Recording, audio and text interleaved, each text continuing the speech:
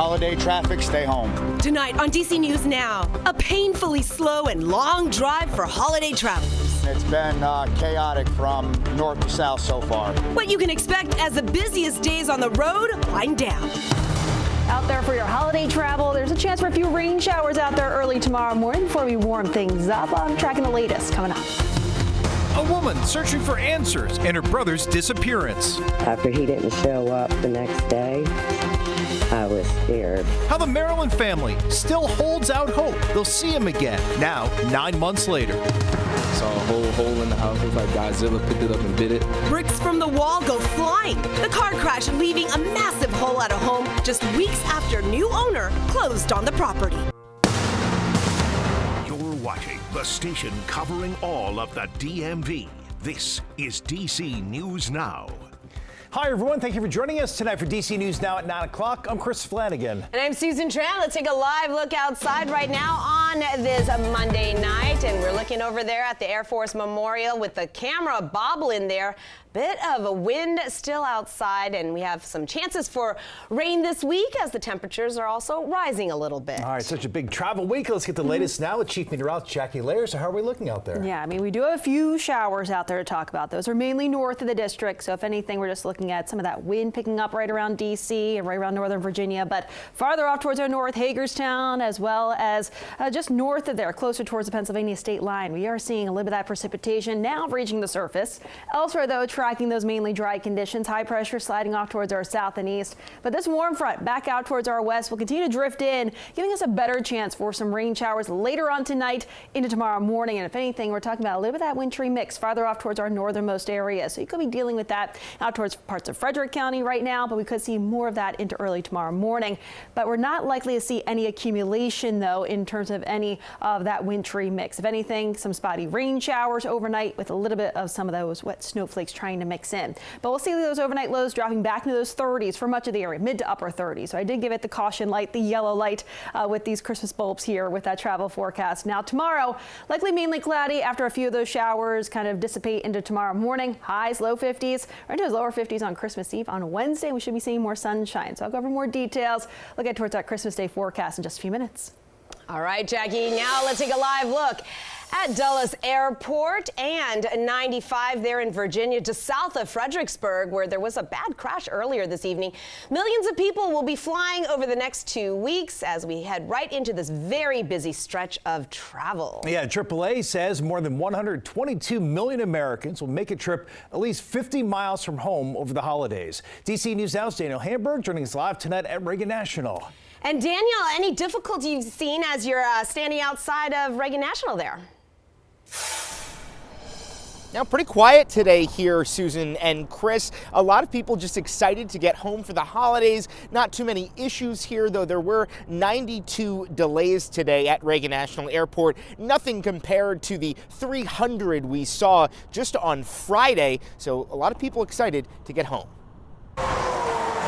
The roadways are packed as we get closer to Christmas. We're traveling from New York back to West Palm, and it's been chaotic from north to south so far. Going back to New York City was great, but holiday traffic, stay home. When you leave can make a big difference. It's been all right. You know, I avoided most of the traffic coming out of D.C. I started to hit a little bit between D.C. and Richmond, but moving along kindly now. Better than I expected it to be. AAA says 89% of holiday travelers will take road trips. Gas prices are lower than last year, with the national average dipping below $3 per gallon for the first time in 4 years. I got my stuff in New Jersey, paid cash like we do up there, and hopefully won't need much more for a little while. From the pavement to the skies at Reagan National Airport, people are in a good mood. I'm actually going to Arkansas, where I'm from and grew up, and I'm most excited to just be with my family. I wasn't home for Thanksgiving. Just seeing my family and all her cousins, and yeah, just relaxing, not working. A fairly quiet but steady flow of people through the terminal. There was just a little traffic getting in. It picked up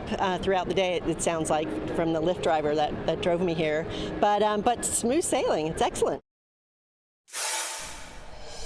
So as always, if you're coming to the airport, leave some extra time, especially because it is still pretty busy. If you are driving, AAA says the worst time to drive is tomorrow from 1 p.m. to 7 p.m. They recommend driving before 10 a.m.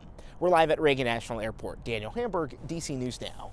All right, hope that it's quiet throughout the week. Daniel, thank you. New tonight, the FBI is looking for more information on a district high school teacher arrested earlier this month accused of sexually abusing a student. John Goss taught history at DC International School and was immediately fired when he was charged. FBI agents are saying that he climbed through the 16-year-old girl's bedroom window to sexually abuse her and recorded the incidents at least twice. Investigators are asking parents or children who know Goss to come forward with information, and they're urging you to contact the FBI through its anonymous tip line. Well, developing tonight, the Department of Justice suing the district over its gun laws. Currently, D.C. limits the registration of AR-15s and other semi-automatic weapons. The DOJ argues restrictions on those guns violate the Second Amendment because they are commonly used weapons nationwide. The Supreme Court ruled in 2007 the Second Amendment gives people the right to carry commonly used weapons, but justices in that case also argued some restrictions can be constitutional. Well, developing now at 9, a Maryland family desperate for answers. Their 61-year-old brother has now been missing for months. Robert Norris was last seen back in March leaving to see a friend in Prince George's County, but he has seemingly just disappeared. DC News Now's Yamri Sase joining us live there in Prince George's County. So Yamri, what's the latest and what is Robert's family telling you? Yeah, well, the Charles County Sheriff's Office is leading this investigation because he was living in that area at the time when this happened. But they're working closely with Prince George's County Police Department. And I did speak to the sister earlier today, and she honestly said the past 9 months since her brother went missing in March has been an up and down roller coaster. At this point, she fears the worst, and she just wants answers and closure. I really don't think he's with us anymore, but I want to bring him home so that he can have a proper send-off. Dawn Norris is holding on to hope even after her heart breaks as she searches for answers about her brother Robert Norris, who has been missing since March. My brother was my safe space.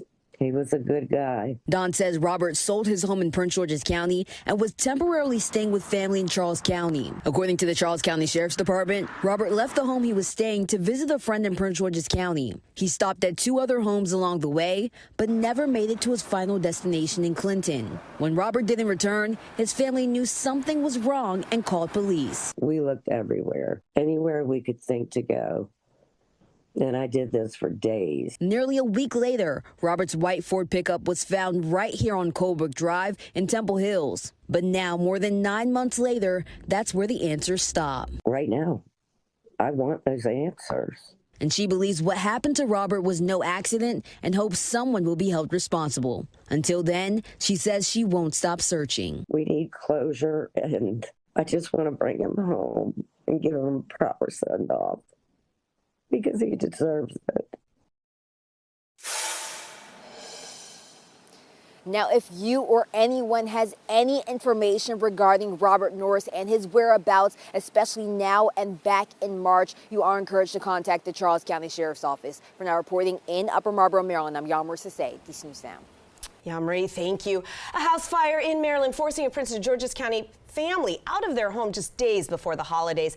It happened this morning in Riverdale, and you can see the smoke billowing out and the side of the home here charred. Investigators say that 5 adults and 4 children all made it out safely. It's unclear what caused the fire, but we do know it started there on the first floor. And firefighters reminding families about holiday fire risks. Montgomery County Fire is sharing this video. They say trees are more likely to catch fire when they're dried out. They say most of the fires happen between now and January 5th. It's not just the real holiday greens that can go up in flames. While it's harder, artificial trees can burn because of wiring issues as well. Families in the district celebrating the last night of Hanukkah yesterday with a gelt drop, and kids, take a look, scrambling to pick up the chocolate coins wrapped in gold foil, the gelt. DC firefighters, you can see, dropping the treats from the ladder of a fire truck. This is a modern take on giving money during Hanukkah. Well, students in Montgomery County no longer owe lunch money, all thanks to a car dealership. Dar Cars Automotive Group wrote a $230,000 check to help wipe out 2 years of meal debt for families. Dar Cars' owner saying this is an investment in students and their future. When children are nourished, they can focus on what truly matters: learning, growing, and building their future. Students who are healthy and supported today become the workforce, the leaders, the innovators. All that money covers more than 80,000 meals for students. Coming up.